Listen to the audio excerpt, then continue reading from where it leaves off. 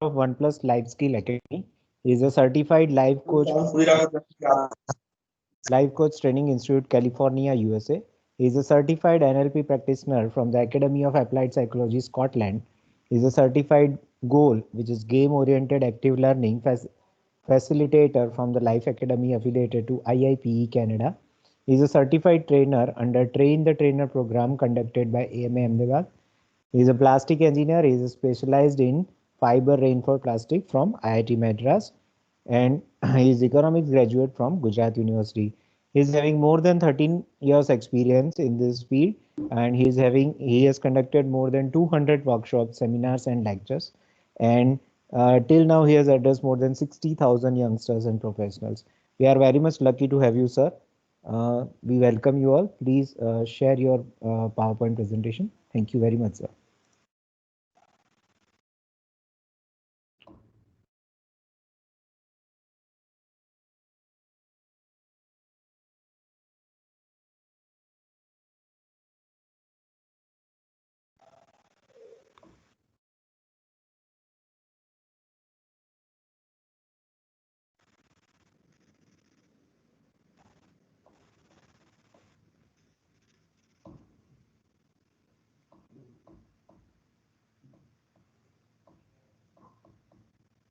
Yes, sir, your screen is visible. Yeah. Visible, no? Yeah. Yes, sir, visible. Okay, fine. Thank you very much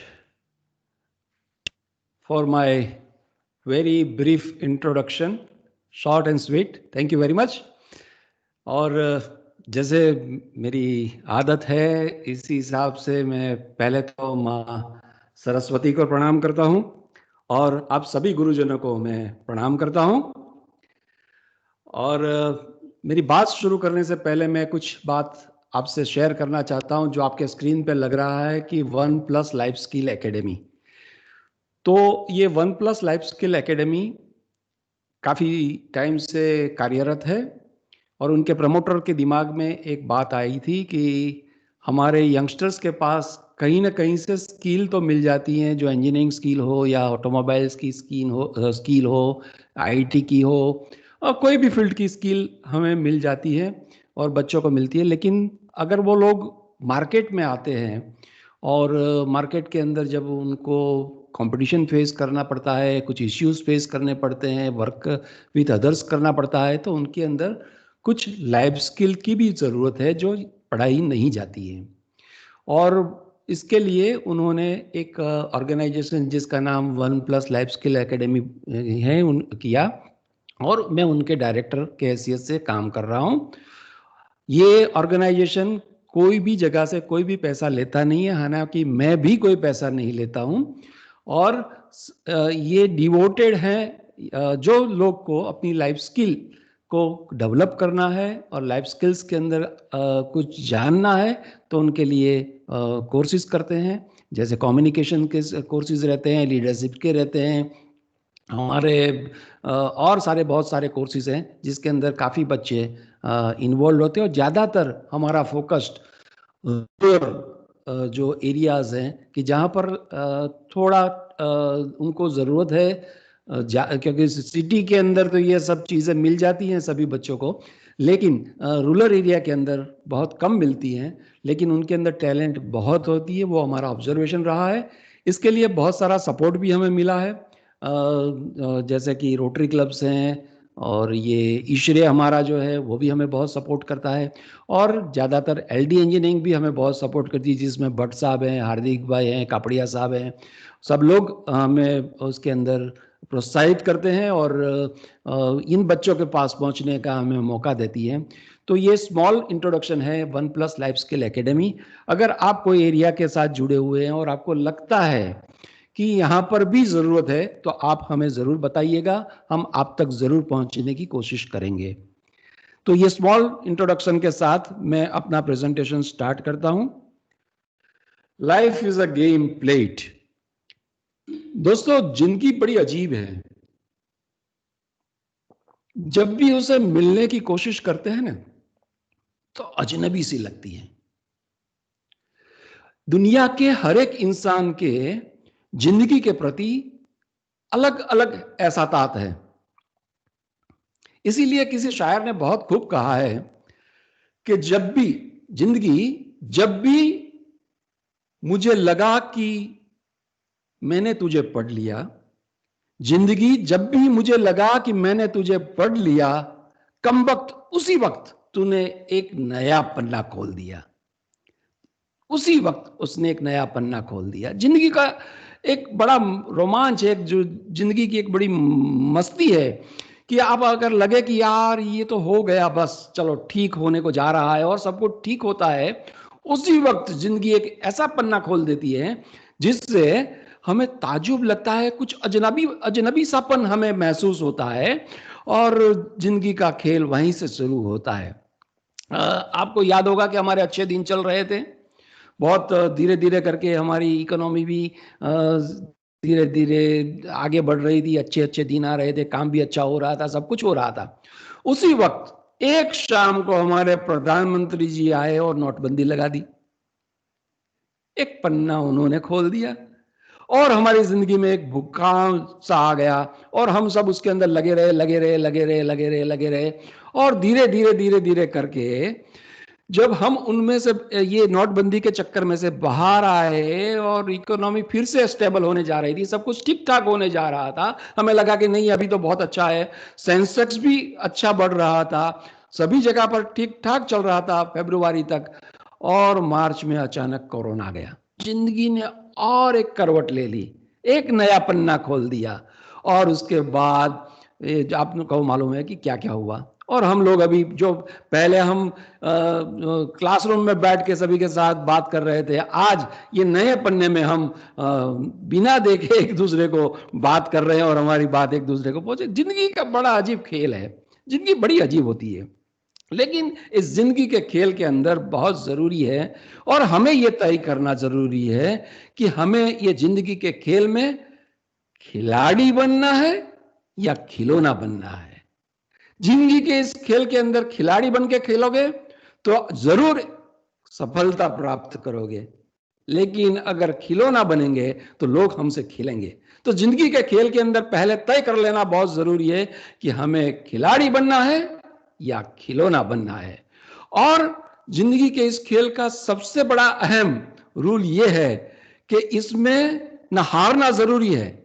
जिंदगी के इस खेल के अंदर न हारना जरूरी है न जीतना जरूरी है, बस जरूरी है तो सिर्फ इतना कि हमें खेलना जरूरी है। तो इस जिंदगी के खेल को खेलते रहना बहुत बहुत बहुत जरूरी है।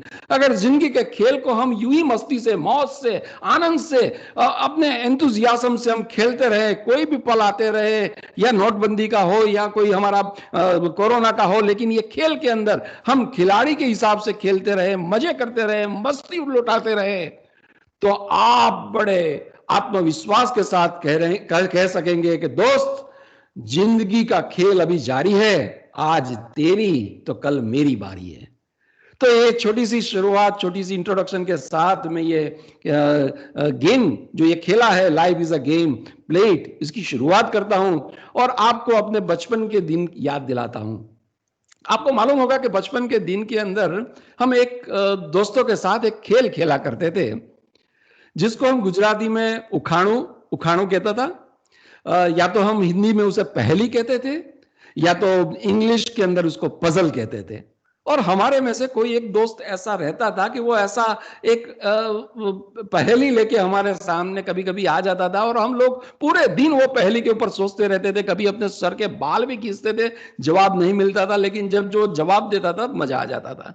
मुझे याद है मेरा एक दोस्त जगा करके था, वो हमेशा कहीं ना कहीं ऐसी पहेली लेके आ जाता था। उसने एक पहेली पूछी थी कि मेरे दोस्त का नाम है, वो दोस्त का नाम आपको बताना है, और ये पहेली ये है कि वो 3 अक्षर का नाम है, 3 अक्षर का नाम मेरा, वो अभी भी मुझे याद है कि 3 अक्षर का नाम मेरा, उल्टा सुल्टा एक समान, बोलो उसका नाम क्या है?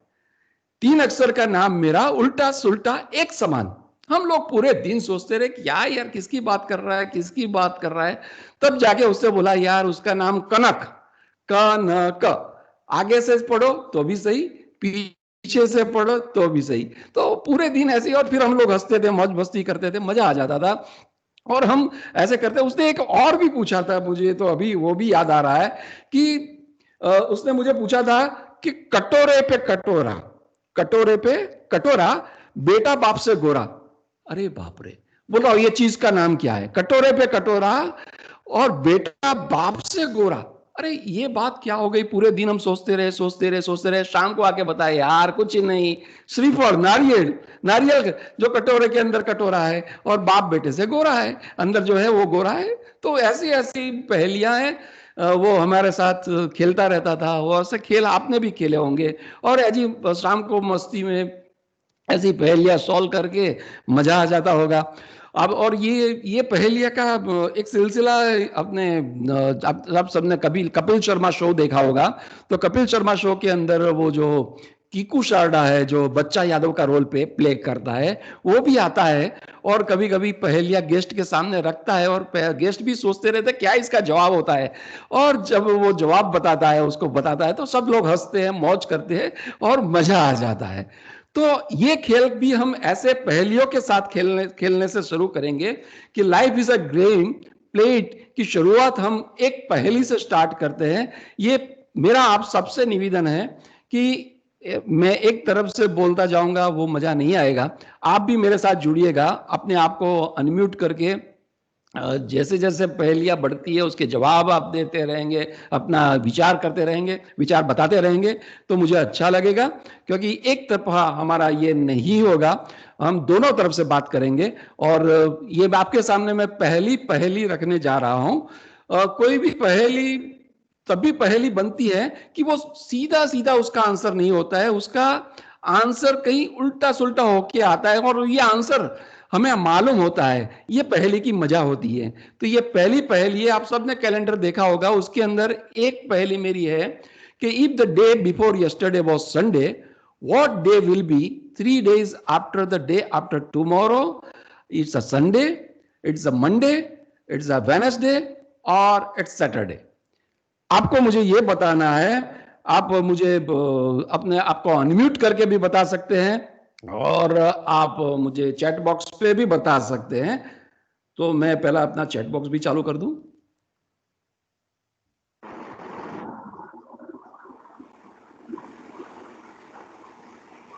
बताइए सर। बताइए सर। सॉरी, कौन बताएगा? Hello,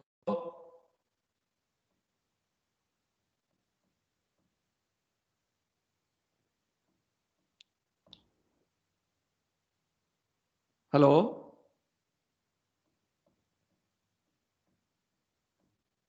Sunday. Sunday, okay good. और संडे सर। संडे और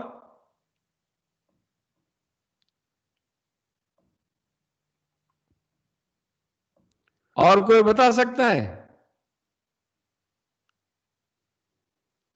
हर वीक में कैसे Sunday?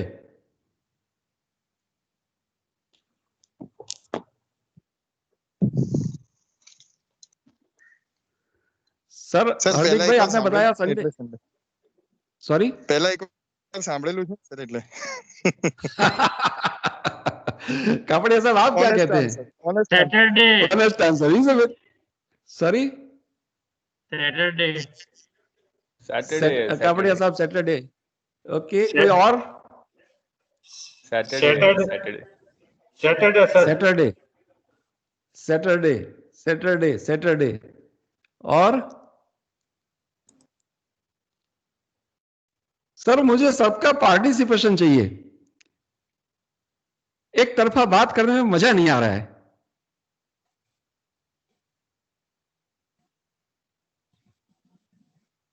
Anybody Participants else? are requested to respond. आप अनम्यूट करके बोल सकते हैं, आप मेरे साथ जुड़िए, कोई बात नहीं है, मैं डिस्टर्ब नहीं होऊंगा। और अगर डिस्टर्ब होऊंगा तो मैं आपसे बताऊंगा कि सर प्लीज आप अपने आप को म्यूट कर लीजिए। Don't worry, it's a family gathering. आप सब ऐसे ही सब, मतलब हम फैमिली का है। कोई भी आंसर राइट रॉन्ग ऐसा कुछ अभी जजमेंट इसके अंदर है ही नहीं। 2 लोग, 3 लोग ने बताया सैटरडे, हार्दिक भाई ने बताया Sunday. Yes. Sir, am I audible? Yeah. Very well, very much. Sir, I say it's Saturday, sir.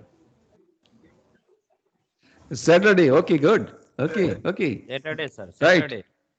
Saturday. Majority people says Saturday. Okay. But it's again it's a पहेली. तो इसके अंदर थोड़ा ट्विस्ट है. अगर आप ये पढ़ें कि if the day before yesterday was Sunday, बराबर? The day before yesterday was Sunday. मतलब day before yesterday was Sunday. मतलब आज क्या हो गया? Tuesday. Day before yesterday Sunday था, तो कल मंडे और उसके आगे हो गया संडे, बराबर? और फिर लास्ट में पढ़िएगा the day after tomorrow. The day after tomorrow कौन सा हो गया? वेडनेसडे और थर्सडे. तो थर्सडे के बाद तीसरा दिन कौन सा आता है? संडे. तो Sunday is the right answer.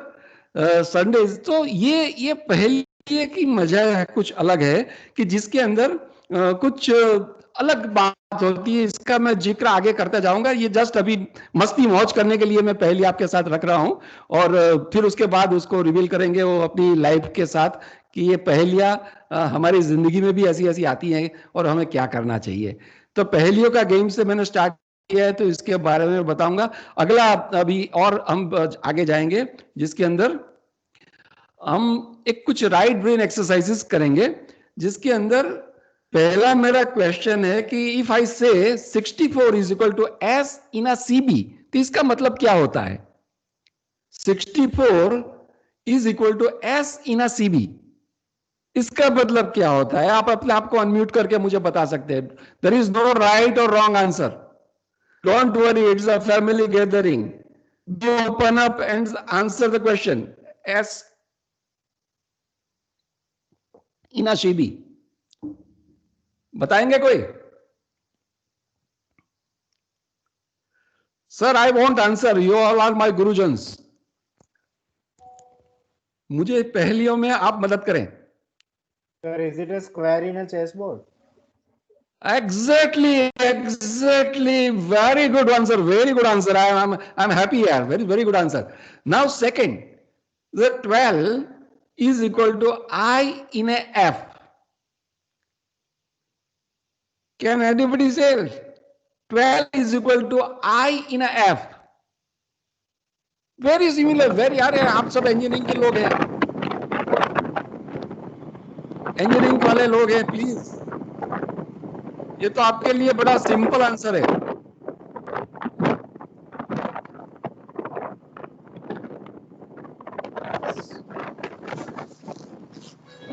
बता सकता है कोई?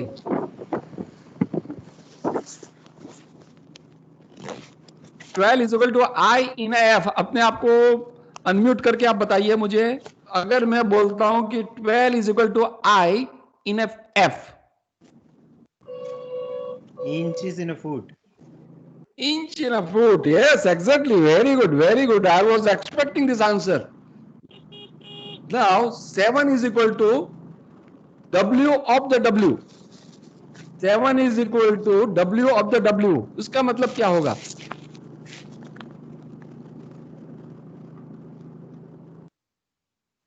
इसका मतलब बता सकते हैं? Seven wonder of the world. Yes. Seven wonder of the world. Very good very good. Yes. And now the last one, HIJKLMNO is equal to what? वो क्या चीज है? HIJKLMNO is equal to what? H2O. It's water. H2O. Yes, water. H2O. That's a water. So these are all these things. इसमें से बहुत सारे लोगों ने अपना राइट ब्रेन यूज किया और राइट ब्रेन यूज करके इसके अंदर से आपने ये पहेलियां बुझाई. लाइफ के अंदर भी पहेलियां आती हैं और लाइफ की गेम का मजा तभी आता है, उसको हम तभी जीत सकते हैं कि जब ऐसी हमारी पहेलियां जो होती है, हमारी जिंदगी के अंदर जो पहेलियां होती हैं, वो पजल्स जिसको कहते हैं, उसको हम सॉल्व करें। हमारे अपने आप की पहेलियां होती हैं, लोगों से बनी हुई पहेलियां होती हैं, और लोगों ने या तो सरकमटेंसेस ने क्रिएट की हुई पहेलियां होती हैं। ये पहेलियां अगर हम उलझा सके तो लाइफ एक गेम है, और उस गेम को हम जीत सकते हैं, उसके अंदर हम विनर बन सकते हैं। लेकिन इसके अंदर बहुत जरूरी है, we have to use a out of box thinking. ये लाइफ की गेम में अगर जब भी पजल आती हैं, पहेलियां आती हैं, जिसके अंदर हमारी खुद की भी पहेलियां हो, हमारे सरकमटेंसेस की पहेलियां हो, हमारे सराउंड्स की पहेलियां हो, हमारे फैमिली की पहेलियां हो, हमारे फ्रेंड्स की पहेलियां हो, वो सब पहेलियां हम तभी सॉल्व कर सकते हैं जब we can able to use out of box thinking. अगर मैंने सीधा सीधा आपसे पूछ लिया होता कि 7 wonders of the world, world के कितने वंडर्स है 7, तो आपने बता दिया होगा, सभी ने बता दिया होगा। शायद आप में से किसी ने किया, किसी ने नहीं किया। लेकिन अगर आप मैं बोलूं HIJKLMNO तो क्या होता है, तो H2O किसी ने बताया, किसी ने नहीं बताया, बराबर। तो जरूरी है जब लाइफ की पहेलियां इस तरह से उलझे तो हमारे राइट ब्रेन को यूज करके हमें आउट ऑफ बॉक्स थिंकिंग करना है। अभी एक और गेम हम खेलते हैं, उसका भी जवाब आपको मुझे देना है। तो इसके अंदर पहले आप, ये जो गेम है पजल गेम जिसको हम कहते हैं, तो पजल गेम के अंदर जिंदगी के साथ भी पजल जुड़ी रहती हैं, बहुत सारी पजलें आती हैं जिंदगी के अंदर। तो आपका सबसे पहला टेक अवे ये होना चाहिए कि जब भी जिंदगी के अंदर पहेलियां आएगी तो वो पहेलियां हम सुलझाने के लिए हम अपना राइट ब्रेन को बहुत यूज करेंगे, आउट ऑफ बॉक्स थिंकिंग करेंगे, और उसके साथ साथ एक चीज आप जोड़ दीजिए, वो है क्रिएटिविटी। अगर आप इसके अंदर क्रिएटिविटी भी जोड़ देंगे तो उसका मजा कुछ और आएगा, और ये जिंदगी खेलने का मजा, ये जिंदगी का खेल खेलने का मजा आपको बहुत आएगा। अभी आपके सामने मैं दूसरा एक रखने जा रहा हूं, आप सभी उसको ध्यान से देखिएगा। कि आप देख सकते हैं कि आपके स्क्रीन के ऊपर एक सर्कल घूम रहा है, इसके अंदर बहुत सारे सर्कल्स हैं। तो आपको मुझे यह बताना है उसमें से कौन सा सर्कल क्लॉकवाइज घूम रहा है, कौन सा एंटी क्लॉकवाइज घूम रहा है, कौन सा सर्कल अंदर से बाहर आ रहा है, या कौन सा सर्कल अंदर से बाहर से अंदर जा रहा है। ये अलग अलग सर्कल्स हैं, आप देख सकते हैं बहुत सारे सर्कल्स हैं। उसमें से कौन सा सर्कल अंदर जा रहा है, कौन सा सर्कल बाहर आ रहा है, कौन सा एंटी क्लॉकवाइज जा रहा है, कौन सा क्लॉकवाइज जा रहा है। आप मुझे अनम्यूट करके अपने आप को बताइए, ध्यान से देखिए, उसको कंसंट्रेट कीजिए, और सभी सर्कल्स को आप देखिए, और सभी सर्कल्स को देखने के बाद मुझे बताइए।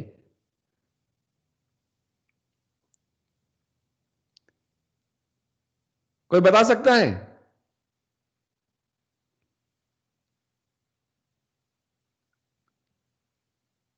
आप देख सकते हैं कपड़े साहब, it is visible. Sir, the circle It is is not visible, moving. but the movement is interrupted many times. Yes, okay. और Now it is moving. Yeah. Yes, interrupted, it's moving. किसी और को क्या लग रहा है अभी मूविंग के बाद?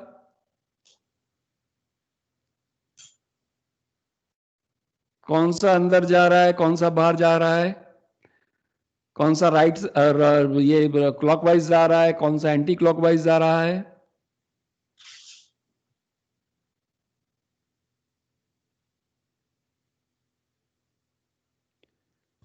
सर आई वॉन्ट आंसर, आप सभी से मुझे आंसर चाहिए। ये सर, बताइए। Hello sir, hello. Audible.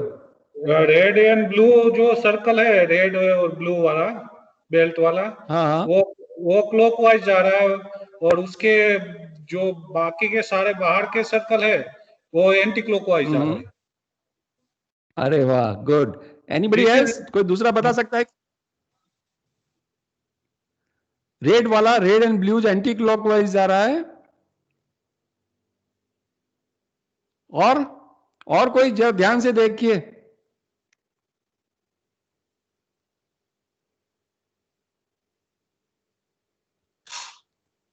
Sir बताइए तो सही, सीधा घूम रहा है, उल्टा घूम रहा है, क्या हो रहा है? हार्दिक भाई आपने केવું લાગે છે?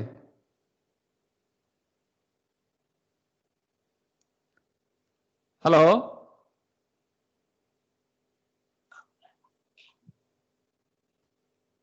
सर आप बताएंगे सीधा घूम रहा है या उल्टा घूम रहा है?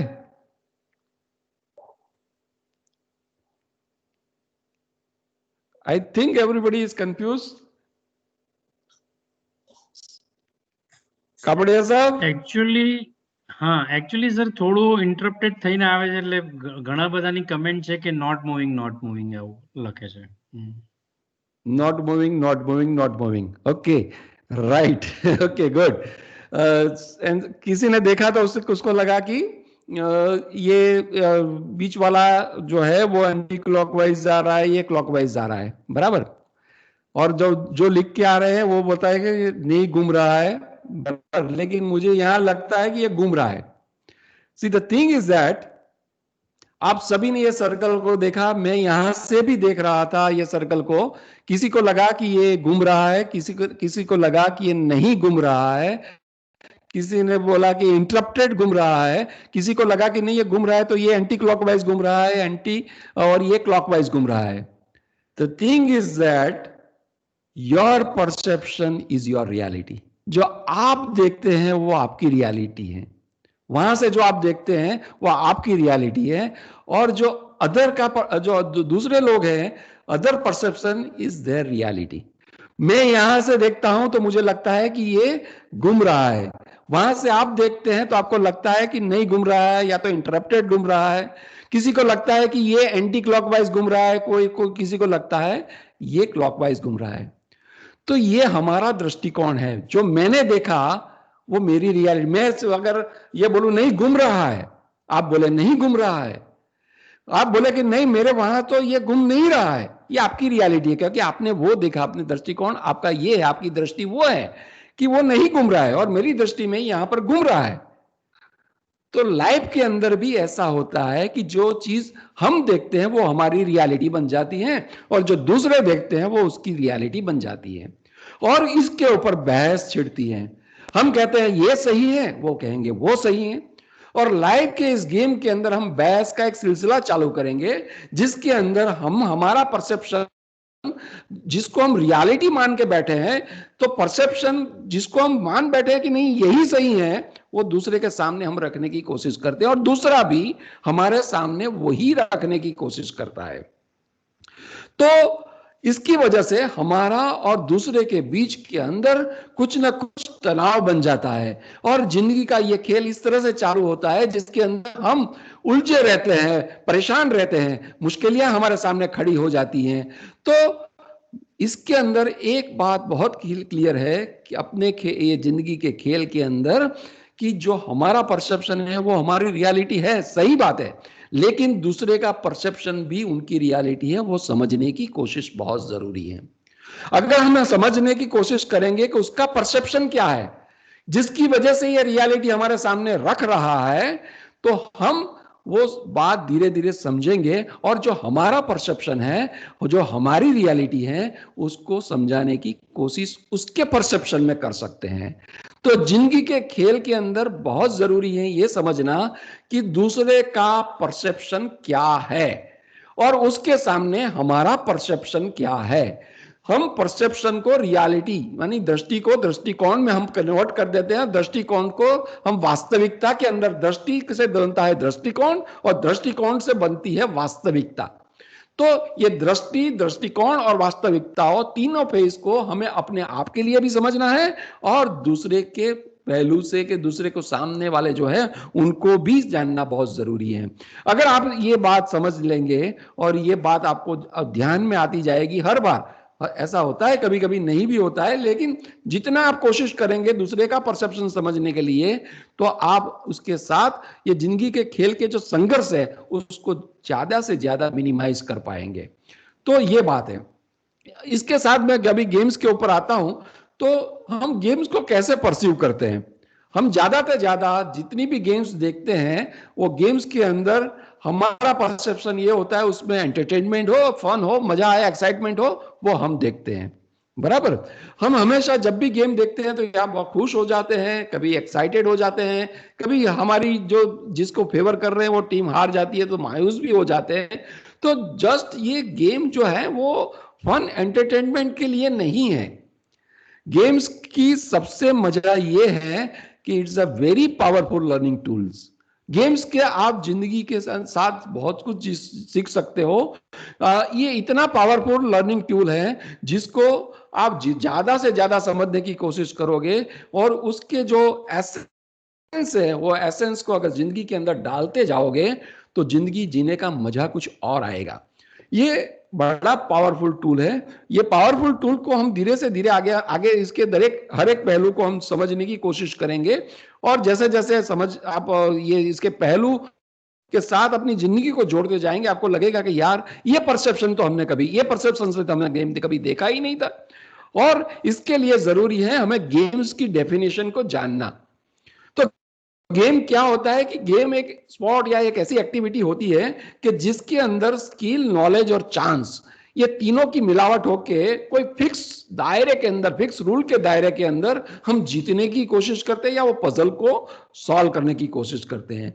गेम में क्या होता है, हम स्किल का यूज करते हैं, हम नॉलेज का यूज करते हैं, सर्कमटेंसेस, चांसेस जो है उसका यूज करते हैं और हमारी जितनी अच्छी स्किल होगी, जितना अच्छा नॉलेज होगा और जो चांसेस मिले हो चांसेस को हम कैसे कन्वर्ट कर पाएंगे फिक्स रूल के दायरे में रह के, हम उसको जितना मैक्सिमाइज कर सकेंगे अपने स्किल, नॉलेज और चैलेंज, चांसेस और चैलेंज को, तो हम उसको जीत पाएंगे। ये गेम का रूल है, ये गेम की डेफिनेशन है। तो ये पजल हो या गेम हो, हम ओपोनेंट को हराने के लिए या अपने आप को जीतने के लिए जितना स्किल, नॉलेज और चांस जो है उसका यूज करेंगे, लेकिन फिक्स रूल्स के दायरे में। जैसे हर एक गेम के अंदर एक कुछ फिक्स रूल्स होते हैं, उसके अंदर ही आपको खेलना रहता है। ऐसा जिंदगी के अंदर भी कुछ फिक्स रूल है, उसके दायरे के अंदर रह के आपकी स्किल को, आपके नॉलेज को, आपके चांसेस को आप कितना प्रमोट करेंगे, कितना उसका यूज करेंगे, उसी हिसाब से आप विनर या लूजर बन सकते हैं। ये एक छोटी सी डेफिनेशन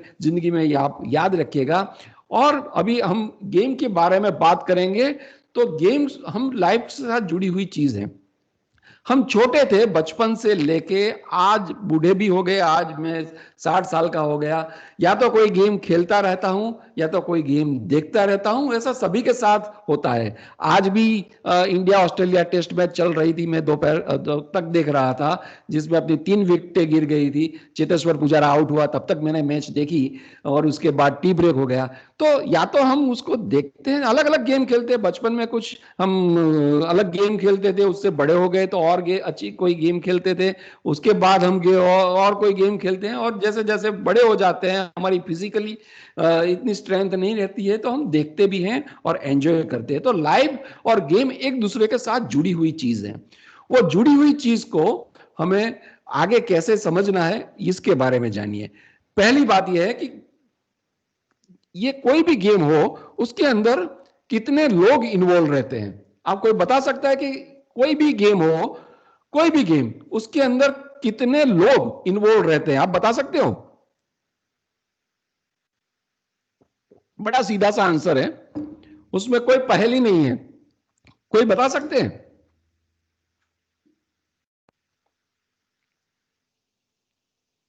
गेम के अंदर कितने लोग इन्वॉल्व रहते हैं? चलो ठीक है, मैं बता देता हूं आपको। गेम में 3 लोग इन्वॉल्व रहते हैं। एक तो प्लेयर्स, दूसरे स्पेक्टेटर्स और तीसरे अंपायर्स या रेफरी, कोई भी। 3 प्रकार के लोग इसके अंदर इन्वॉल्व रहते हैं। प्लेयर्स इस तरफ के हो, उस तरफ के हो, ऑपोजिट साइड पे हो, इस तरफ के हो, तो इसको प्लेयर्स की कैटेगरी में हम डालेंगे। जितने भी लोग हैं, कोई मुझे पूछ रहा था कि यार हम कंप्यूटर गेम खेलते हैं, उसमें कहाँ प्लेयर आया? तो कंप्यूटर भी सामने वाला प्लेयर है। ये एक यंगस्टर ने मुझे पूछा था कि सर हम तो कंप्यूटर के साथ खेलते हैं, तो कंप्यूटर भी एक प्लेयर हो गया आपका। तो उसमें प्लेयर्स रहता है, स्पेक्टेटर्स रहते हैं। कोई भी गेम खेली जाती है तो उसके कुछ स्पेक्टेटर्स रहते हैं, वो ऑब्जर्व करते हैं कि यार गेम देख रहे हैं, वो लोग बैठे गेम देखते रहे। और अंपायर्स रहते हैं। तो अंपायर्स सही है या रेफरी जो है वो गलत है, वो सब डिसीजन जो रहते हैं वो अंपायर या रेफरी देते हैं। तो ये तीन प्रकार के जो लोग हैं वो हर एक गेम के अंदर जुड़े रहते हैं। इसी तरह से जिंदगी के अंदर भी तीन प्रकार के लोग आपके साथ जुड़ते हैं। एक है प्लेयर्स, उसमें से आप खुद प्लेयर बन सकते हैं और कोई आपका ऑपोजिट भी हो सकता है, कोई आपके साथ भी हो सकता है, जैसे टीम में होता है तो आपके साथ वो भी होता है, और सामने की तरफ भी होता है। सामने जैसे हमारे कॉर्पोरेट वर्ल्ड के अंदर कंपटीशन बहुत रहती है, तो वो लोग हमारे सामने, मैं दुश्मनावट की बात नहीं कर रहा हूँ, कंपटीशन की बात कर रहा हूँ, क्योंकि गेल के अंदर दुश्मनावट कभी नहीं होती है, जिंदगी के अंदर भी नहीं होनी चाहिए।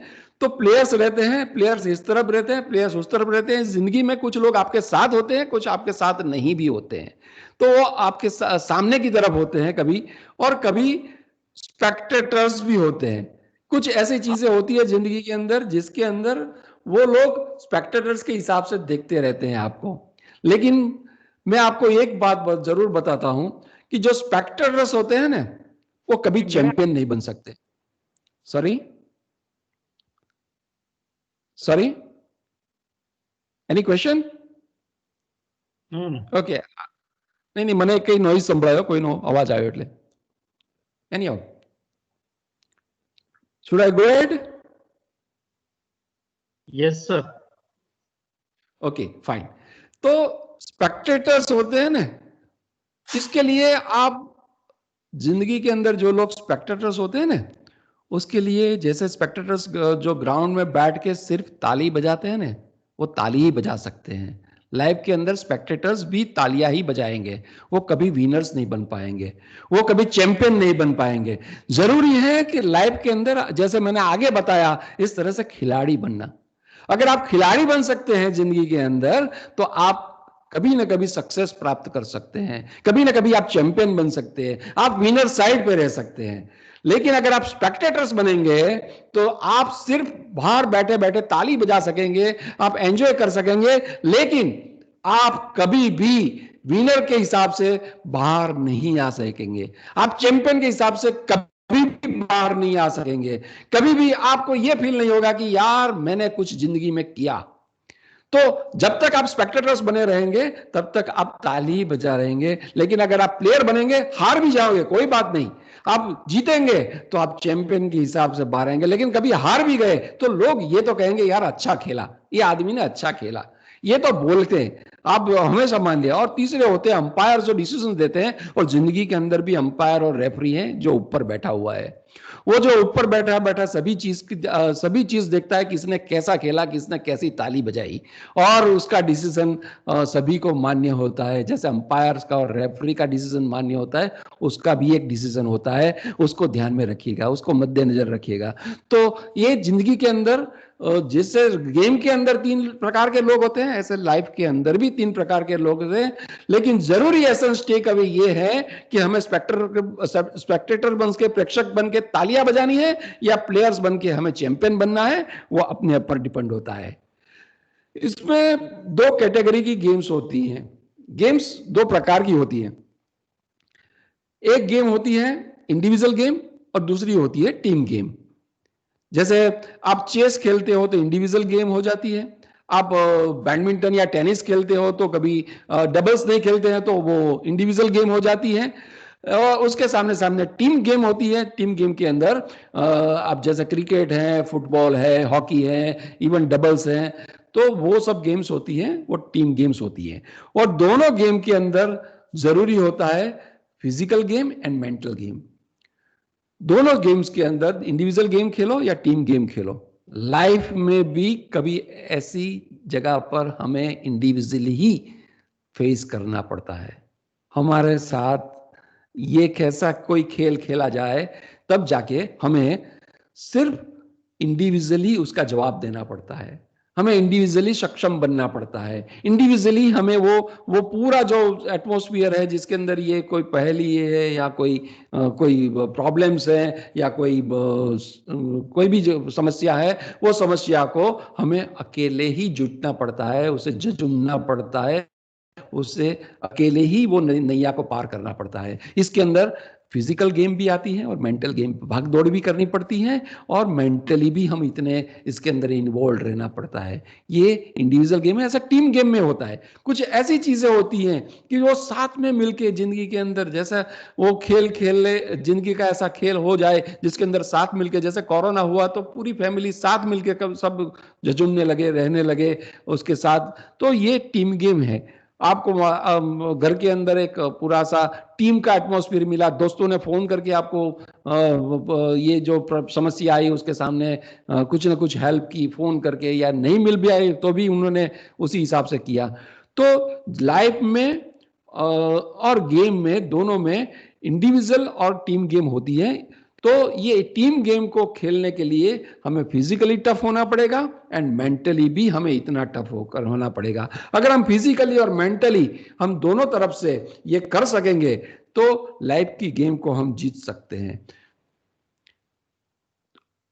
इक्वल रिसोर्स,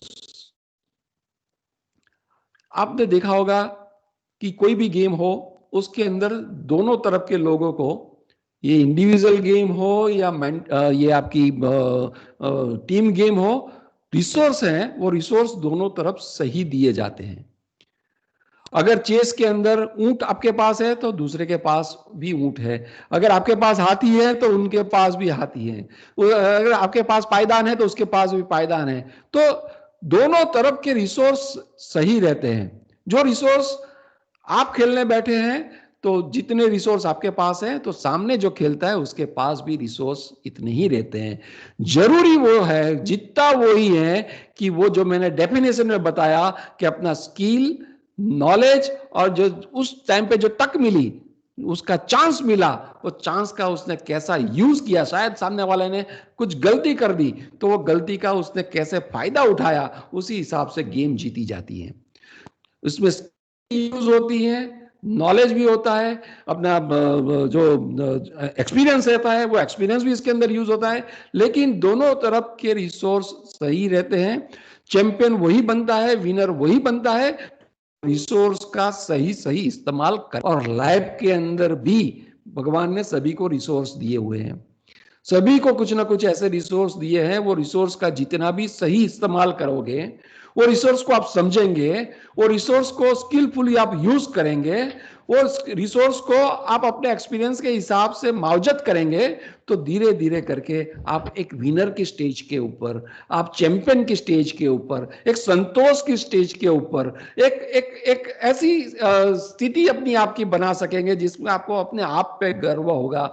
ये अगर इक्वल रिसोर्स जो भगवान ने दिए हैं वो इक्वल रिसोर्स का हम पूरा पूरा इस्तेमाल करें तब। तो गेम और लाइफ के अंदर दोनों तरफ हमें इक्वल रिसोर्स है, और इक्वल रिसोर्स का जो उपयोग सही सही करेगा, वो रिसोर्स को सही सही इस्तेमाल करेगा अपने एक्सपीरियंस के साथ, अपने नॉलेज के साथ, अपने जो स्किल है उसके साथ अगर करेंगे तो हम चैंपियन के हिसाब से आगे बढ़ सकते हैं। ऑटोनॉमी, मुझे याद है कि जब हम छोटा था, मैं बच्चा, तब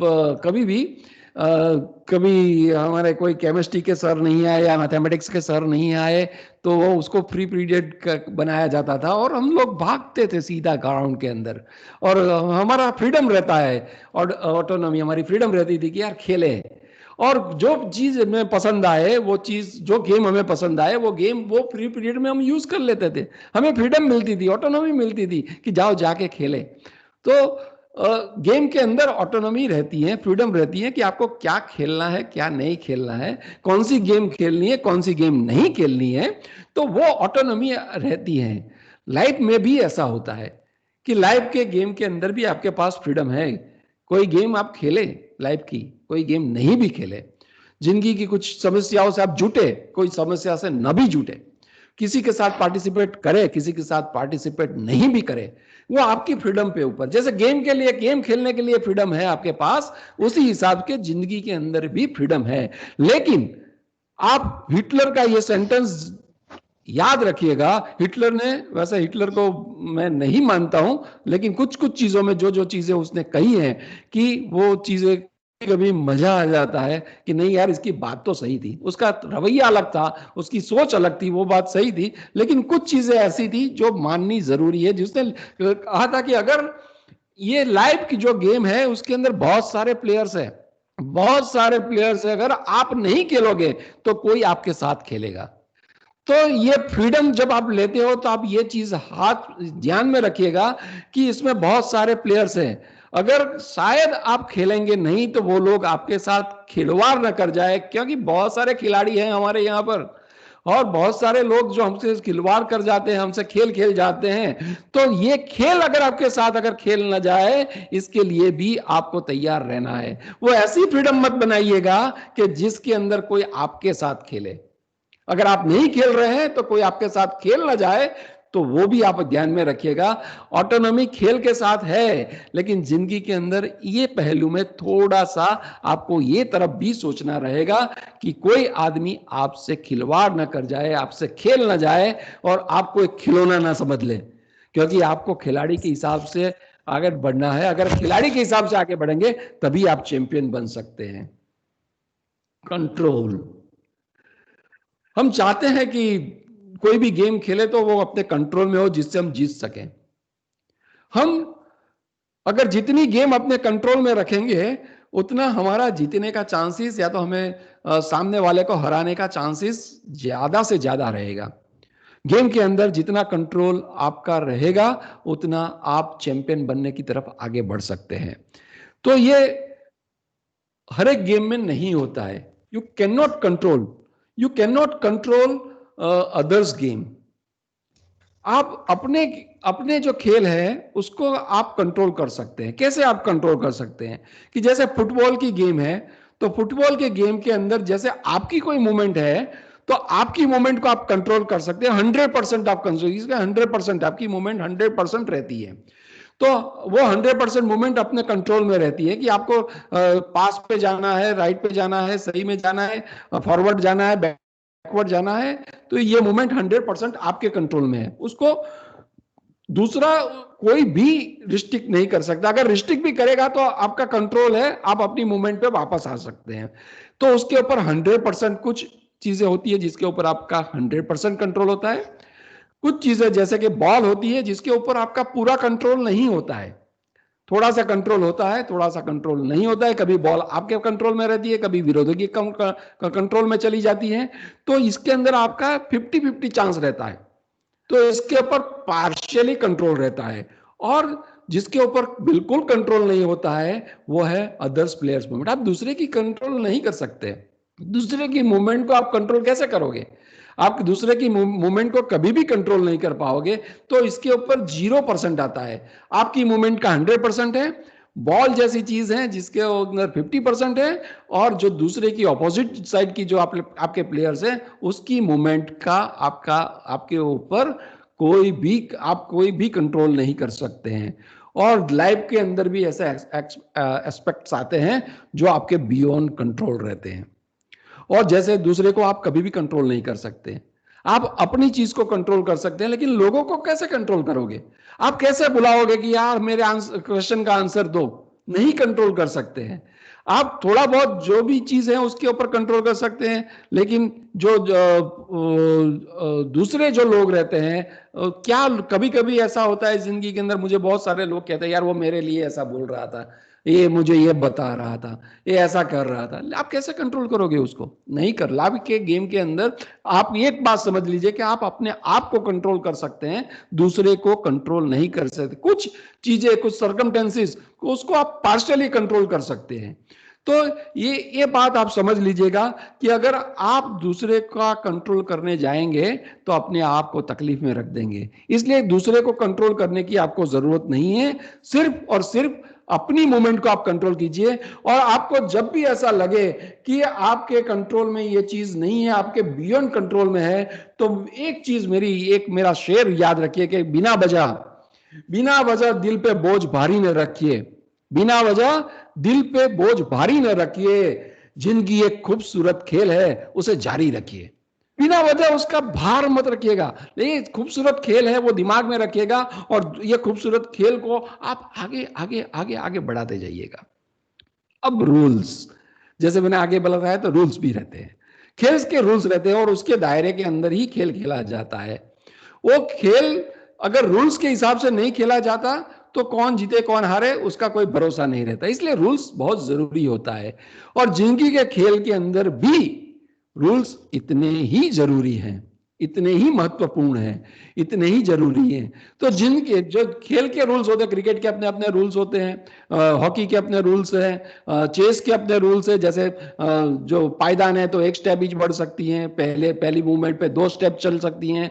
अगर आपका हॉर्स घोड़ा है तो वो 2.5 चल सकता है, ऊंट टेढ़ा ही चल सकता है, तो उसके फिक्स रूल्स हैं। इसी तरह जिंदगी के भी फिक्स रूल हैं, जिंदगी के खेल के भी आप देखिएगा फिक्स रूल है। उसके 3 फिक्स रूल हैं। इसमें पहला रूल है नेचुरल रूल, जो नेचर के साथ जुड़ा हुआ होता है, जिसको यूनिवर्सल लॉ भी कहते हैं, जैसे ग्रेविटेशनल फोर्स। तो ग्रेविटेशनल फोर्स जो है, आप सबने पढ़ा है कि ग्रेविटेशनल फोर्स यूनिवर्सल लॉ है।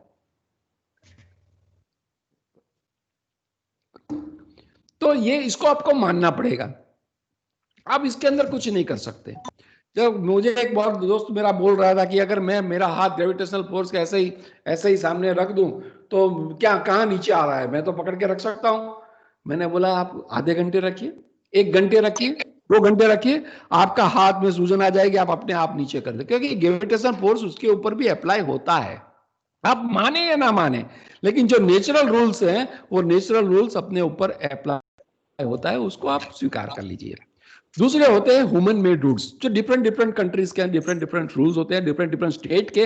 जैसे हमारे गुजरात का एक रूल है नशाबंदी, तो हम यहाँ दारू नहीं पी सकते, लेकिन आप राजस्थान जाए तो वहां का रूल नहीं है। तो आप वो डिफरेंट नेशन या डिफरेंट स्टेट के डिफरेंट डिफरेंट रूल्स होते हैं, उसको ऑब्जर्व करना पड़ता है। लाल लाइट जो है, रेड सिग्नल पे आप गाड़ी आगे नहीं ले जा सकते, वो रूल है, नेशन का रूल है, आपको उसके अंदर ऑब्जर्व करना, वो रूल्स ऑब्जर्व करना बहुत जरूरी है और करना ही चाहिए। और जैसे डिफरेंट कंट्री हो गया, जैसे आप मुस्लिम कंट्री में जाएंगे तो बहनों के लिए बुर्का पहनना बहुत जरूरी है, इंडिया के अंदर ऐसा जरूरी नहीं है। तो ऐसे अलग अलग जो डिफरेंट नेशन होते हैं, डिफरेंट स्टेट्स होते हैं, डिफरेंट कल्चर होते हैं, उसके अंदर डिफरेंट डिफरेंट रूल्स होते हैं, जो हमें समझना जिंदगी के खेल के अंदर बहुत जरूरी है। लेकिन ये दोनों रूल के ऊपर होता है जिंदगी के खेल के अंदर जरूरी और महत्वपूर्ण सेल्फ मेड रूल्स। आपके रूल्स क्या है?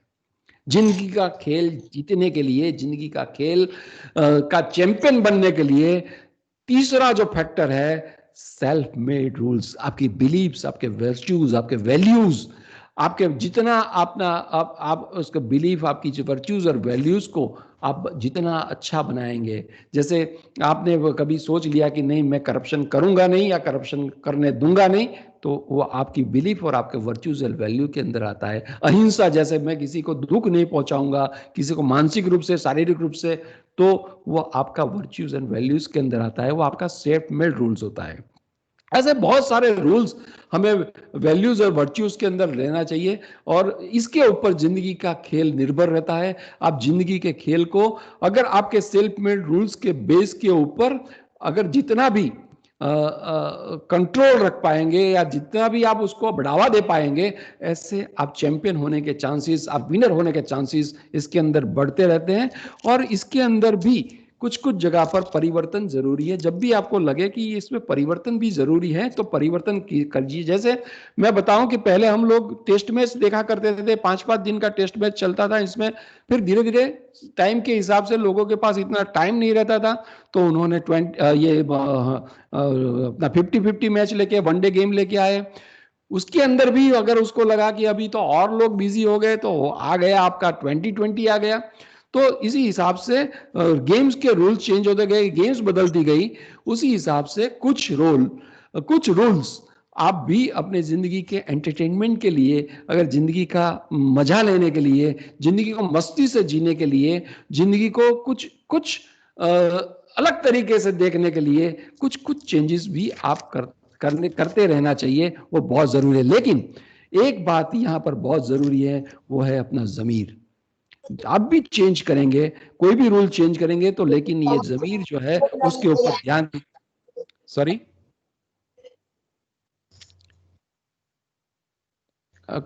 Any question? No, sir, you can continue. Somebody might have switched on the mic. Yeah. Okay, no problem.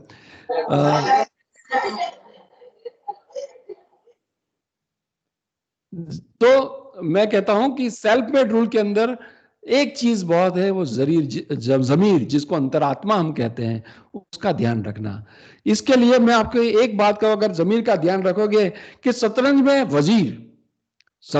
वजीर और जिंदगी में अगर जमीर मर गया, शतरंज में वजीर और जिंदगी में अगर जमीर मन गया तो समझ लो खेल खत्म हो गया।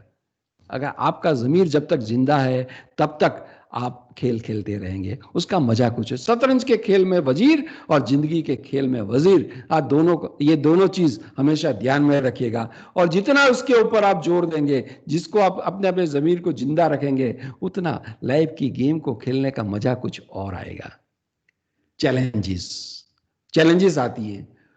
ये मैं आपको एक ऑडियो वीडियो क्लिप दिखाने जा रहा हूं कि जो ट्राई सीरीज हुई थी इंडिया, श्रीलंका और वेस्ट इंडीज के बीच में, वेस्ट इंडीज के अंदर, जिसको सैलनॉक मोबाइल कप कहा जाता था, उसकी फाइनल की ये तस्वीर, ये आप ऑडियो देखेंगे, जिसके अंदर भारत और श्रीलंका के बीच में फाइनल खेली जाती है। फाइनल मैच है ये।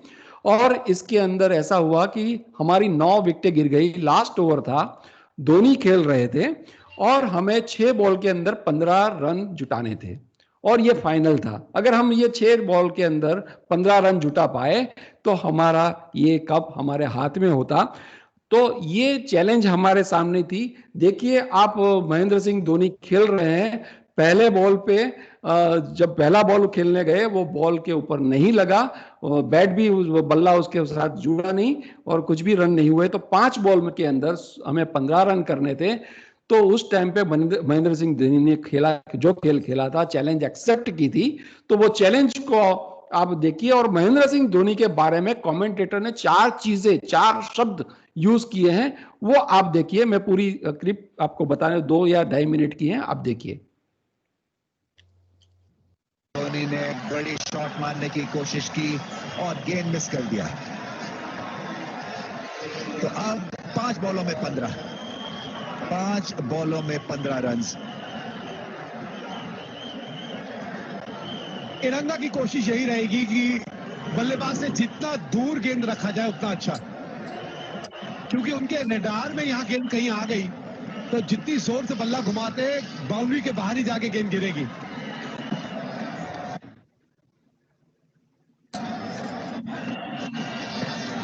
धोनी ने 6 मार दिया, वाह वाह। और हमारे जहां कमेंट्री कर रहे हैं उसकी छत के ऊपर गेंद आके गिरा। क्या शॉट, क्या प्लेयर है, प्रेशर में क्या लाजवाब छक्का रिसीव किया है। और यही हम बात कर रहे थे कि उनके रेडार में अगर गेंद आ गई तो फिर बाउंड्री के बाहर ही जाके गिरेगी वो गेंद। इतना दमखम छोड़ देते हैं हर एक शॉट में। ये खूबी है महेंद्र सिंह धोनी की। ऊंचाई और दूरी दोनों आसानी से हासिल कर लेती है वो गेंद जब संपर्क बल्ले के बीचों बीच होता है। ये देखिए, कमाल का शॉट, भरपूर शॉट MS धोनी का। तो आप बात कुछ बनती हुई, 9 रन और 4 बॉल। एरंगा अब परेशान होंगे। अब प्रेशर पड़ा है एरंगा पे और श्रीलंका पे। MS धोनी फिर से तैयार है बड़ी शॉट के लिए। कवर के ऊपर से 4 रन मिलते हैं या नहीं मिलते? शायद 4 रन। MS धोनी, जवाब नहीं है। 5 रह गए और 3 रन। जैसे कि कैलकुलेटर फिट है उनके ज़हन में, जैसे कि फील्ड फिट है MS धोनी के ज़हन में। फैंस खुशी से झूम उठे, यकीन नहीं आ रहा। लाजवाब इनिंग्स खेले और क्या बैटिंग कर रहे हैं। जैसे ही प्रेशर पड़ा MS धोनी ने अपनी क्लास दिखाई है। यही वजह है कि ये कभी विचलित नहीं होते, कभी घबराते नहीं, कभी हताश नहीं होते, क्योंकि इनको अपनी काबिलियत पे भरोसा है। ये खूबी है महेंद्र सिंह धोनी की। दबाव अब पड़ चुका है इरंगा पे और वो ज्यादा। सुना आपने महेंद्र सिंह धोनी के बारे में कमेंटेटर्स ने क्या कहा? ये चैलेंज थी, हमारे पास एक ही विकेट बाकी थी और ये विकेट नहीं गंवानी थी, और ये मैच भी जीतता था। और महेंद्र सिंह धोनी ने ये चैलेंज को एक्सेप्ट किया, तब कमेंटेटर ने उसके अंदर ये चैलेंज की, जब उसने एक्सेप्ट किया तो 4 चीजें बताई कि विचलित नहीं होते। महेंद्र सिंह धोनी विचलित नहीं होते, महेंद्र सिंह धोनी घबराते नहीं, महेंद्र सिंह धोनी हताश नहीं होते, और उनको अपनी काबिलियत पे पूरा भरोसा है।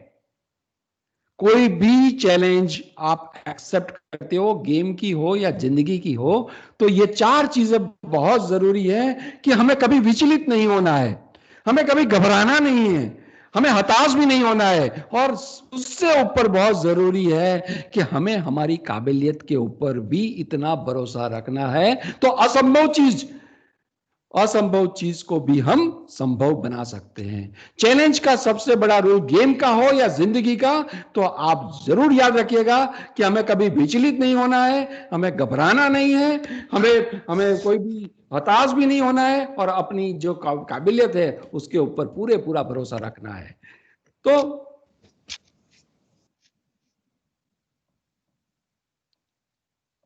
is something funny, okay.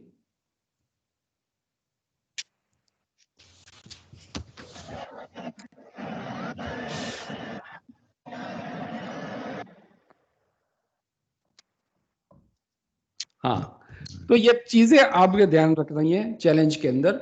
अभी चैलेंजेस कैसी आती है, अगर हम विचलित नहीं होते, हम घबराते नहीं, हम हताश नहीं होते, अपनी काबिलियत पे भरोसा करते हैं, तो चैलेंज को एक्सेप्ट करने का मजा कुछ और ही है। चैलेंज के 2 प्रकार होते हैं, 2 फॉर्म्स ऑफ चैलेंज।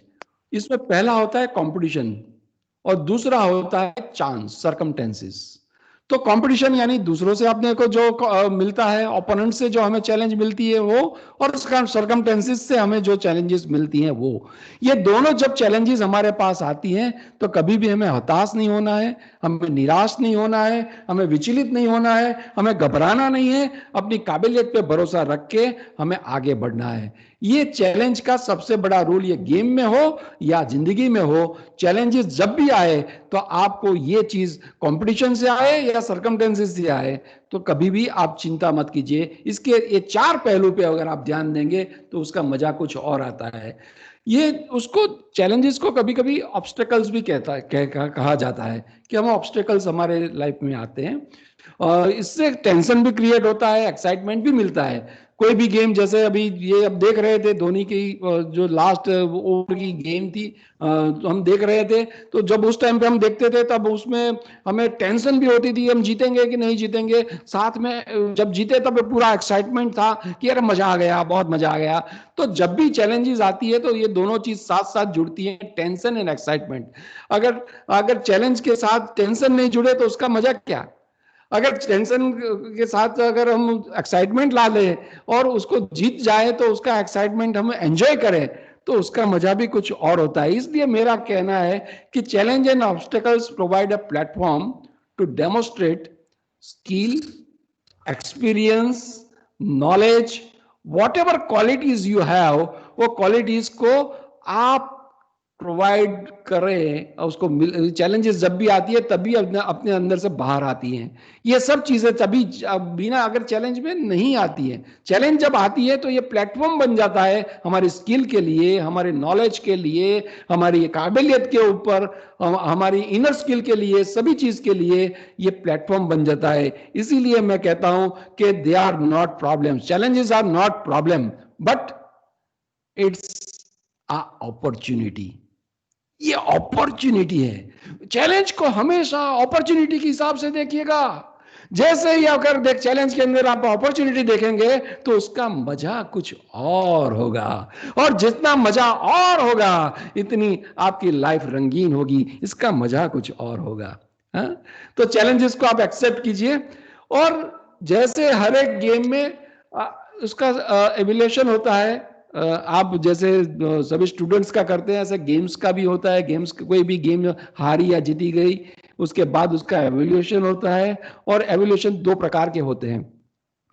हम एवोल्यूट करते हैं इंटरनल एंड एक्सटर्नली। तो कोई भी खिलाड़ी है वो अपने आप को बैठ के सोचता है कि यार मैं कैसे आउट हो गया, ये बॉल पे मुझे छक्का मारना चाहिए था लेकिन मैं छक्का नहीं मार पाया, ये बॉल को मुझे डिफेंड करना था मैं डिफेंड नहीं कर पाया।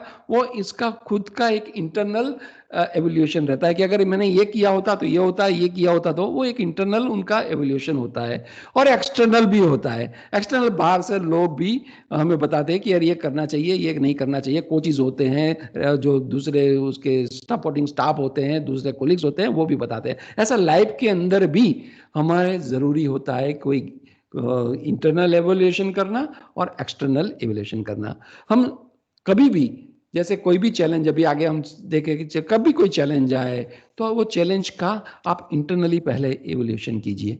उसके अंदर आपसे बैठ के इसमें क्या कर सकते हैं, क्या नहीं कर सकते, अगर ये गलत हुआ तो कैसे गलत हुआ, ये सही हुआ तो कैसे सही हुआ, वो सब चीजें अगर आप इंटरनली अपने आप से उसका एवोल्यूशन करते जाएंगे तो रास्ता अपने आप मिलेगा। और अगर उससे ऊपर भी अगर आपको कुछ सही लगे तो एक्सटर्नली भी लोगों के साथ बैठ के, आपके जो फैमिली है, आपके फ्रेंड्स हैं, आपके कोलिग्स हैं, आपके अच्छे अच्छे दोस्त हैं, और कोई फिलोसोफर गाइड भी है आपके, उनके साथ बैठ के एक्सटर्नली भी आप कर सकते हैं। तो इस सब चीज के अंदर आपको 4-5 चीजों का ध्यान रखना है, उसका प्रॉपरली असेसमेंट होना बहुत जरूरी है।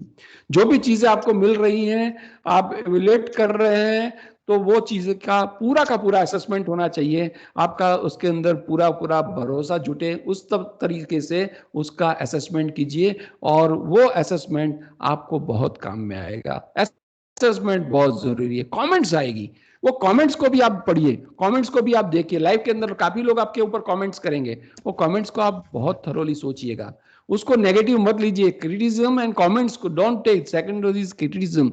तो क्रिटिसिज्म को और कमेंट्स को कभी भी नेगेटिव मत लीजिएगा, उसको पॉजिटिवली लीजिएगा। अगर पॉजिटिवली आप लेंगे, अगर किसी ने क्रिटिसाइज किया तो आप सोचिए कि ये मुझे क्यों क्रिटिसाइज कर रहा है, ये गलत तो नहीं है। ये अपने आप में जैसे आप सोचेंगे तो आपको ज्यादा से ज्यादा पता चलेगा कि लाइफ के गेम के अंदर हमें क्या क्या चेंजेस करने जरूरी है। ऑब्जर्वेशन भी इतना ही जरूरी है। ऑब्जर्व करते जाइए, लोगों को भी ऑब्जर्व कीजिए, अपने बिहेवियर को भी ऑब्जर्व कीजिए, अपने बिहेवियर का एनालिसिस करके उसका फिर से असेसमेंट भी कीजिए। तो वो सब ऑब्जर्वेशन आप करते रहेंगे तो आपको कुछ ना कुछ अच्छा रास्ता मिलेगा, आपको कुछ अच्छी अच्छी चीजें जानने को मिलेगी, जिसके लाइफ के गेम का स्पाइस जो है वो आपका बना रहेगा। और तीसरी बात है रिएक्शन। कभी भी किसी के रिएक्शन को इग्नोर मत कीजिएगा। कुछ चीजें ऐसी होती है, जैसे मेरी बात कर लूं मैं, तो कुछ जगह पर मैं लेक्चर्स देता हूं तो कभी ऐसा लगता है कि यार लोगों ने तो बोला बहुत मजा आया, वो बोल रहे थे मजा आया, लेकिन अगर आप उसकी बॉडी लैंग्वेज पे देखेंगे तो उसको ऐसा लगेगा कि यार ये चीज तो मैंने पढ़ी हुई थी, ये चीज तो मैंने जानी हुई थी, ये चीज तो मुझे, होते हैं ना लोग, नॉलेजेबल लोग भी होते हैं, लेकिन उनका रिएक्शन जो है, उसकी बॉडी लैंग्वेज है, वो बॉडी लैंग्वेज को भी जानना बहुत जरूरी है कि अगर वो इन बिटवीन लाइंस में क्या क्या है, उनकी बॉडी लैंग्वेज के अंदर क्या छुपा हुआ है। अगर ये सब चीजें आप जानने लगेंगे तो जैसे गेम के अंदर जो आप ये सब चीजों का जो इस्तेमाल होता है, इसी तरह से लाइफ के अंदर भी आप ये सब चीजों का इस्तेमाल करेंगे तो आपके लाइफ का गेम खेलने का मजा आएगा। और उसके और वो आपको हेल्प करेगा, आपको जो डिजायर रिजल्ट्स है, वो डिजायर रिजल्ट्स के अंदर आप जाने के लिए आपकी जो स्ट्रेंथ है उसको ज्यादा से ज्यादा एनहेंस करेगा और आपको बहुत काम में आएगा। तो इसको आप कभी भी इग्नोर मत कीजिएगा और आगे बढ़िएगा। स्पोर्ट्समैनशिप, फिर से मैं महेंद्र धोनी की बात कर रहा हूं। स्पोर्ट्समैनशिप का सबसे बड़ा उदाहरण है कि हम महेंद्र सिंह धोनी के नेतृत्व के अंदर 2011 के अंदर हम लोग गए थे इंग्लैंड टूर के अंदर, और हमारा टेस्ट चल रहा था, और टेस्ट के अंदर, टेस्ट मैच के अंदर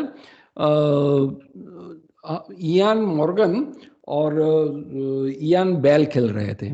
मॉर्गन और इयान बेल खेल रहे थे, और लंच से पहले की आखिरी बॉल थी। वो आखिरी बॉल डाली गई और उस टाइम पे मॉर्गन ने बड़ा जोरदार शॉट मारा और लॉन्ग लेग की तरफ बॉल जाने लगी, और उस तरफ प्रवीण कुमार फील्डिंग कर रहे थे। प्रवीण कुमार वो बॉल पकड़ने, बाउंड्री के पास बॉल पकड़ने की कोशिश करते हैं, तो उस टाइम पे बॉल उनके हाथ से लग के, पैर पे लग के वहां पर गिरा और प्रवीण कुमार बाउंड्री के बाहर चले गए। उनको पता नहीं चला कि बॉल बाउंड्री को टच किया या नहीं किया। उसी समय से मॉर्गन और बेल ने 3 रन दौड़ के ले लिए। मॉर्गन इस तरफ के चीरे पे आ गए और बेल उस तरफ चले गए और देखा कि बॉल प्रवीण कुमार ने उठा के फेंक रहा है, तो उन्होंने लगा कि अभी अंपायर ने उसको डिक्लेयर कर दिया है 4 रन, ऐसा इयान बेल को लगा।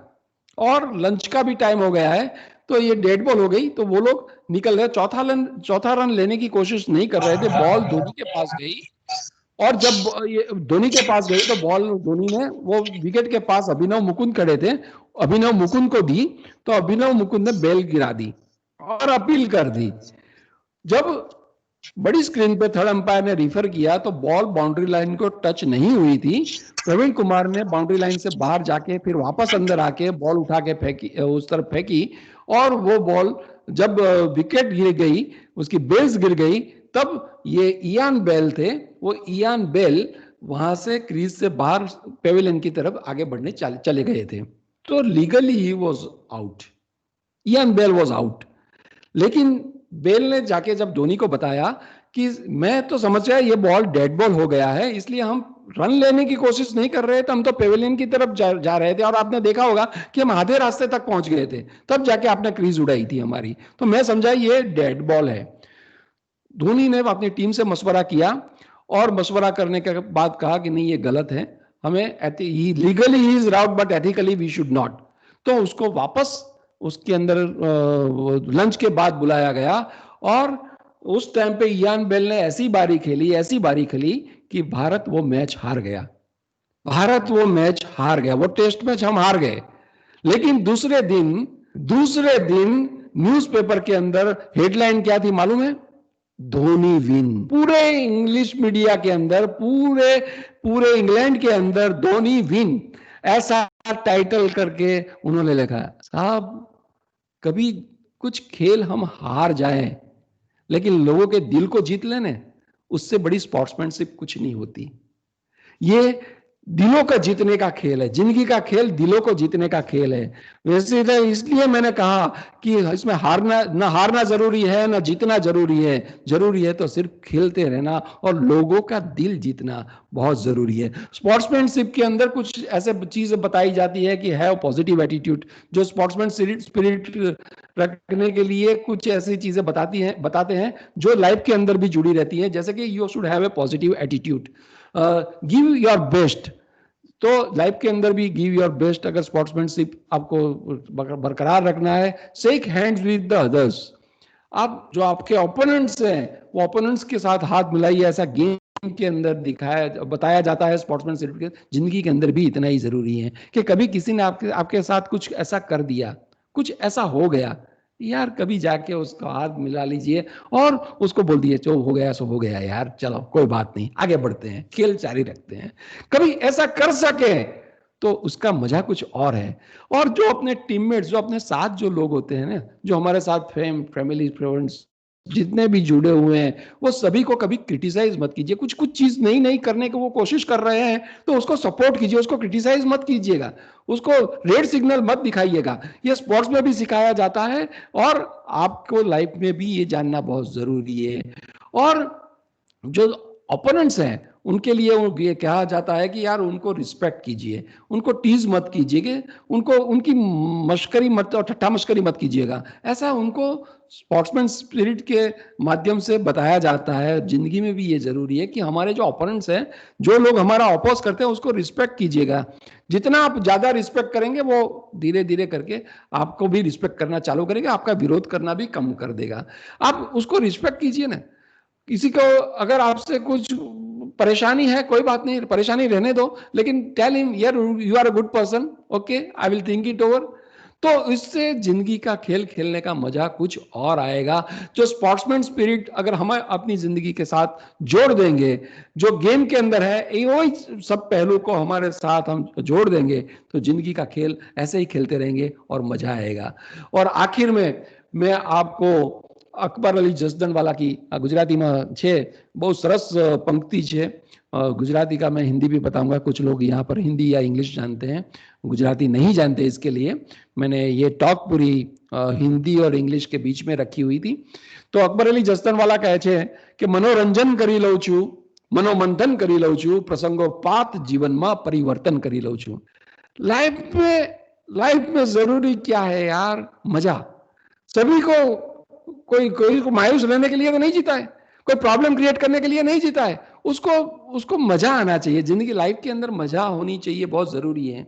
लेकिन जब वो मजा नहीं आ रही है, आपको फन नहीं आ रहा है, आपको एंटरटेनमेंट नहीं लग रहा है, लाइफ आपका बर्डनसम लग रही है, बोरिंग लग रही है, तो बहुत जरूरी है उस टाइम पे मनोमंथन, इंट्रोस्पेक्शन।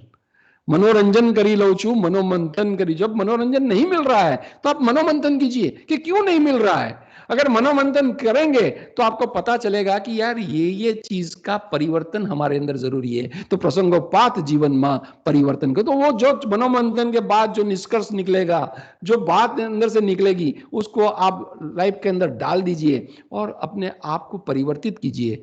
अपने आप को जैसे परिवर्तित करेंगे, वापस आप वो मनोरंजन की स्टेज पे आ जाएंगे कि आप मनोरंजन कर सकेंगे। अगर मनोरंजन नहीं हो रहा है तो फिर से मनोरंजन कीजिए। मनोमंथन के बाद जो निष्कर्ष निकलता है वो जिंदगी के अंदर डालिए और अपने आप को परिवर्तित कीजिए, और परिवर्तित करेंगे तो वापस आप मनोरंजन, ये साइकिल को आप घुमाते रहिए और उसका मजा कुछ लेते रहिए, तो जिंदगी का मजा कुछ और आएगा। इसलिए लास्ट में मेरी बात खत्म करते हुए मैं आपको बताता हूं, एक मेरे अजीज शायर डॉक्टर जो है, उन्होंने बहुत अच्छी बात मेरे को लिखी थी कि तूफानों से आंख मिलाओ, तूफानों से आंख मिलाओ, सैलाबों पे वार करो। राहत इंदौरी साहब, नाम याद नहीं आ रहा था, राहत इंदौरी साहब, डॉक्टर राहत इंदौरी साहब का ये बहुत बड़ा अच्छा शेर है। और जब मैं पर्सनली मिला था तब भी मैं उस टाइम पे काफी यंग था, तो उन्होंने ये शेर उस टाइम पढ़ा था और मुझे बहुत अच्छा लगा था। मैं आपके लिए भी ये शेर पढ़ रहा हूँ, और जिंदगी के पहलू के अंदर बहुत जरूरी है, जिंदगी के खेल के अंदर भी बहुत जरूरी है। ये खेल आपको खेलने के लिए ये शेर बहुत मोटिवेट करेगा कि तूफानों से आंख मिलाओ, तूफानों से आंख मिलाओ, सैलाबों पे वार करो, इधर इधर की बातें छोड़ो, खुद तैर के नैया पार करो। इधर इधर की बातें छोड़ो, खुद तैर के नैया पार करो।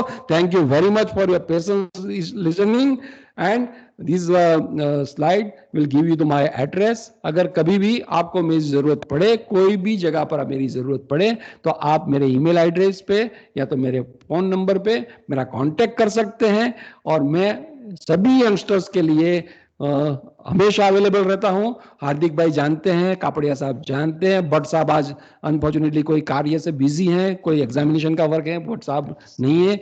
गीतांजलि इंस्टीट्यूट ने भी लाभ लिया है। अपने जो साहब यहाँ से भावनगर शिफ्ट हुए, उन्होंने भी अपनी कॉलेज में बहुत सारे प्रोत्साहित किए थे। आपको भी अगर मेरी जरूरत पड़े तो आप मुझे बुला सकते हैं, ऑनलाइन ऑफलाइन कुछ भी, मैं आपके लिए हमेशा तत्पर रहूंगा। थैंक यू वेरी मच, और आप सभी गुरुजनों को मेरा प्यार भरा प्रणाम। Thank you very much. Thank you, sir. Really good session. Thank you very बहुत much, मजा sir, पड़ा। on behalf of the entire team and from all the participants. We are very much thankful to you. We have really enjoyed your session, sir.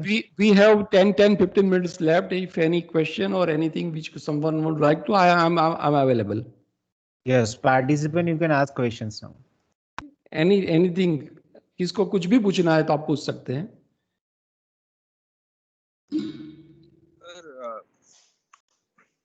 Hello. बोलिए sir. Yes, sir. Can you give out your number and your email again? You want to see that slide once again? Yes, sir. Yes, sir. Kapadia sahab, once again I have to open the presentation. Please bear with me. अथवा लखाई दो sir, તમે કહો તો। See, my telephone number is 98-250. Can you able to write? Yes, sir. Yes, sir. Yeah.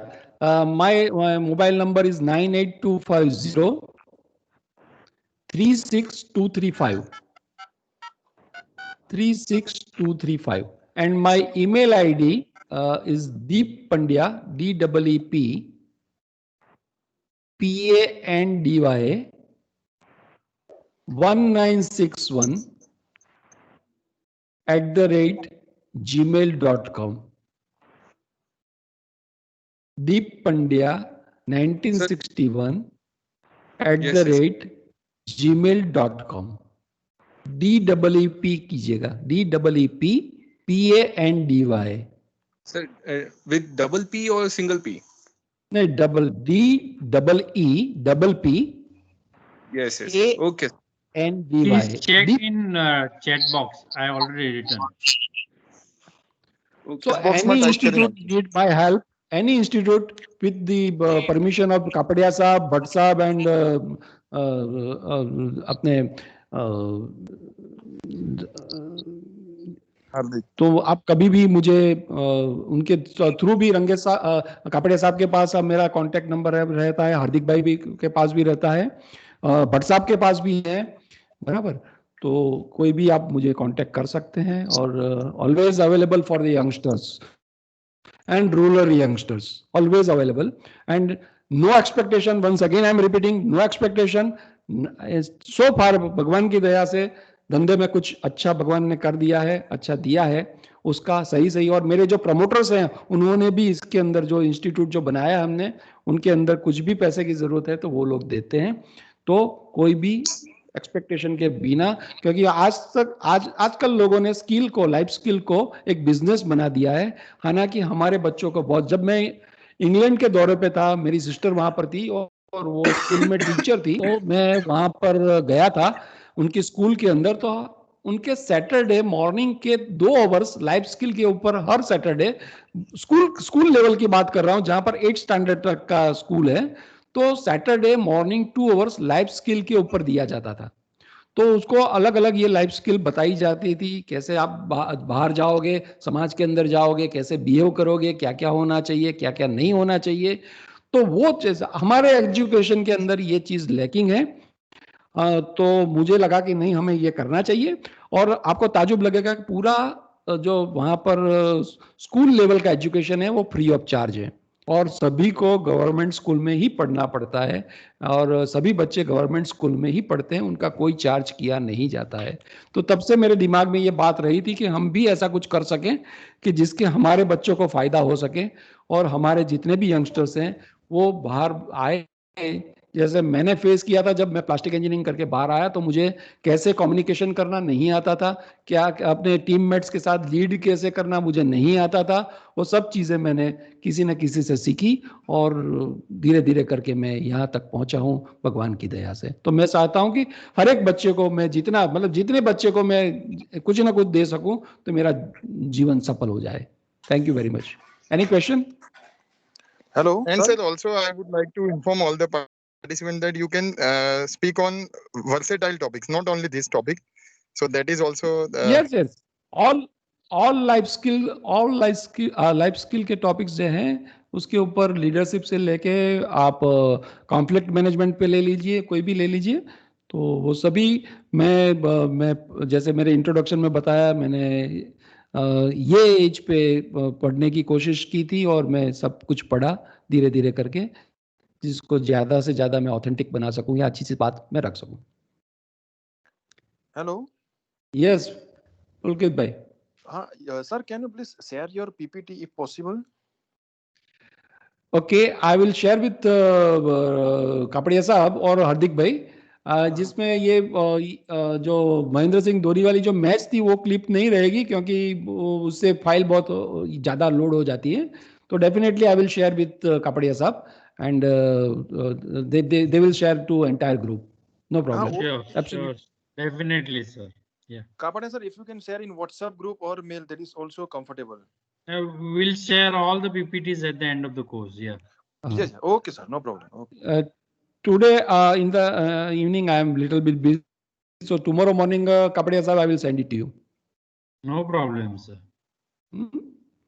Right? Anything else? जादू नहीं जप्पी। तो आप सभी को जादू की जप्पी, मुन्ना भाई के माफिक बहुत प्यार भरा नमस्कार और बस ऐसे ही मिलते रहेंगे, खुश रहें, मस्त रहें, अपनी लाइफ को एंजॉय कीजिए। Thank you very much. Thank you Bye. very much, sir. Thank you. Thank you. Thank you, Kapadia sir. साहब, Thank you very much Hardik for. भाई, sorry, Thank you, sir. Thank you very much for such lecture. It's a very interesting, sir. always my pleasure, sir. Always my pleasure. Thank you. Well, participants, we are meeting tomorrow at 11 a.m. So I request you all to please join before 5 minutes. Thank you very much all.